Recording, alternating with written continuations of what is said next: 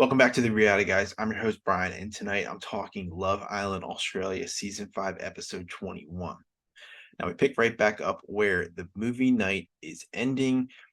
Real quick, we did not see the Treninator video at all, so I'm a little disappointed in that. But we see that the Lucinda and Zach fight is still going on. They break it up.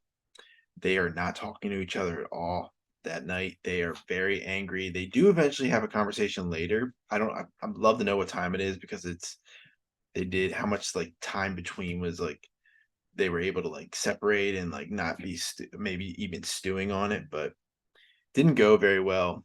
Lucinda wants to talk in the morning. She's making these comments like, um, I don't know if I want to do this anymore. Zach's like kind of on the same page. He thinks he didn't do anything wrong. The guy won't take any accountability whatsoever. The guys are gassing up Zach as well. Like Reed and Trent are basically saying like, what's it going to be like when you get in a fight outside if this is how the fights are going to be? And it's like, did you guys just watch? I know you like this dude and he's your friend, but like, did you not just see anything that just happened? And really, it really just shows like what type of dudes those guys are. They're POSs, honestly. Like, yeah, I don't really know what else to say about them. They are just the worst, and continually seeing them just it's annoying as hell that Trent has been there here the entire time. And we do see a preview that there will be recoupling tomorrow, but only one person's going to go home. So I how many times have we seen it, everybody? Like the people that are awful, they stick around somehow. Like I don't have any faith until I see somebody walk out the door that they're going to be gone. Um, Zach also sleeps outside that night, understandably slow. I don't know if he actually sleeps outside. It looks like he sleeps like on a couch next to Trent, so they can powwow together. Georgia and Nate are in a good place after the movie night. Obviously so because Nate is awesome. He hasn't done anything wrong. All he's done is been himself, been honest, been good. Zach also makes a comment that he to the guys that he will leave if he calls things off. And I think I mentioned it on Thursday's episode. I just think that's total bluff. He's not going to leave. He needs this spotlight. And I've seen in the comments that they're Lucinda. It's hard to like if Lucinda and Zach are truly still together, whether it be for the optics of the show until it's over, or if they truly are together. It's like kind of sucks. Like knowing that because I want them to leave, but they end up doing like reconciling later in this episode where he apologizes for just everything. I don't believe it whatsoever. Lucinda apologizes for the punching comment. She thinks she might have overreacted, and she does like a little bit, but like I don't think she overreacted. I mean, he sucks, and a lot of the girls are saying it too, and still they are back together, unfortunately. So they will be here for the long haul. Chloe makes a couple comments where to read like, "Don't talk to Zach and Trent." Like, Reed's not going to listen to that. And I kind of find it crazy that Chloe, after what she's heard, she's like real ready to like ride or die for Trent. Not Trent. I'm sorry, Reed. She says it's a fresh slate. We have a new girl Harmony coming in. You know that Trent or Reed's gonna toe the line at some point tomorrow about it if Harmony is into him by chance. But he says he's retired from bomb defusing. I want to throw up every time I hear him say that or Chloe say that. Like it it's a shame that I don't think they're seeing everything like Love Island USA and UK where the bombshells coming in. I've seen the footage because I just it just stinks. It creates drama, but I'll tell you what, I don't like seeing those guys succeed. I really do not like seeing it. They get a text that they're together around the movie screen where they were watching the movies, and they see a movie for Chloe and Clint coming in.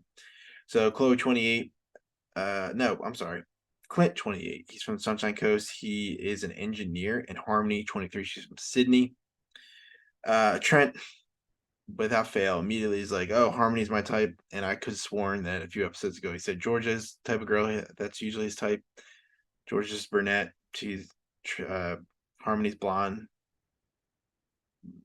I mean, newsflash: Trent likes girls. Like he's gonna like anybody that comes in because he is constantly single because he sucks. Andy also makes a comment that Harmony is someone who is normally his type, and we will find out that Harmony is a little, like I said, she's. It's funny. When I was watching this episode, I didn't really even think anything about the age because I know that Andy's a little older and Harmony's 23, and I think Nakia is 21. And Andy makes a lot of points about like, oh man, she's a lot more closer to my age. I mean, if he's 24, I can't remember off the top of my head how old he is exactly, but they're not that much older than each other. It's 2 years. So I just think he likes Harmony more. They do get a text. Andy gets like the next morning. Andy gets a text like, "Hey, I want you to come on a date with me. This is Harmony." He's excited. Trent is disappointed that he didn't get chosen, and I'm like, dude, Andy's way better looking than you. Like, I the confidence is oozing off that guy. Savannah gets the other text that Clint wants to go to lunch with her, so it's good for Savannah because she technically is single. I know she's with Zach at the moment, but or not with Zach, with Trent at the moment, but they are more of a friendship couple. Nakia is worried a little bit about Andy. She is talking a little bit of crap about Harmony in the villa before she arrives. She is hoping that Andy has a terrible time. He's the opposite of himself and not talkative, not flirting. That did not happen at all. I would say that Andy had a very good date, and so did Savannah. I think that both dates went pretty well from what we saw. They come back to the villa holding hands. Nakia's getting her hair curled during it by Tyra, and Andy's like, "Hey, come down," and she's like, "Oh shit! Like my hair's not done. I don't look good." So she like undoes with the ponytail all of her hair, and we kind of just get a little bit of just a normal like the what are you interested in, blah blah blah. Um, Nothing crazy there. Andy's fully in on Harmony, and Savannah's fully in on Clint. So it's funny that these things happen where they're just fully in on like after one date, like the person they went on a date with.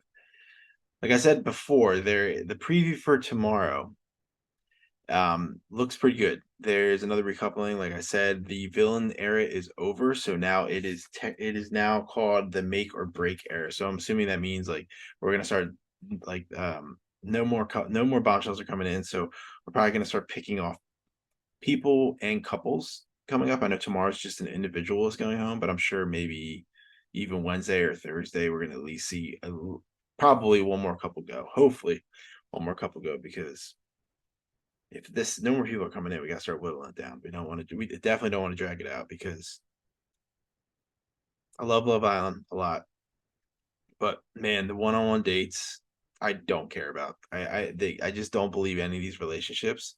So when we're spending 15, 20 minutes on a date and then the final near the episodes near the finale where everyone goes on their final date, that is just a snooze fest for me.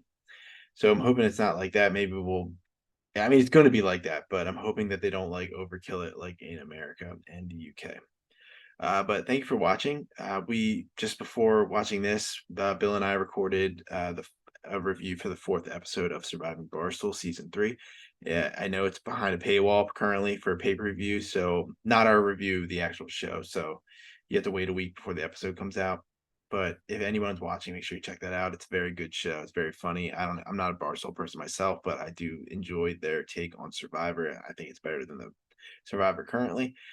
We will have I'm going to be doing a solo for 90 Day Fiance the other way, the first part of the tell all because it looks crazy.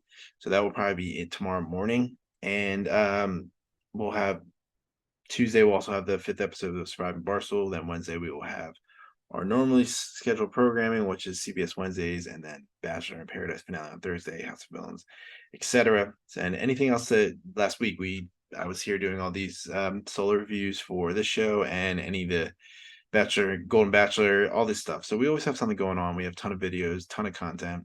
And again, like I always say, if you have any show suggestions, drop them in the comment section. I'd love to check anything out that you're maybe interested in. And I appreciate you watching. So I will talk to you guys tomorrow. See ya.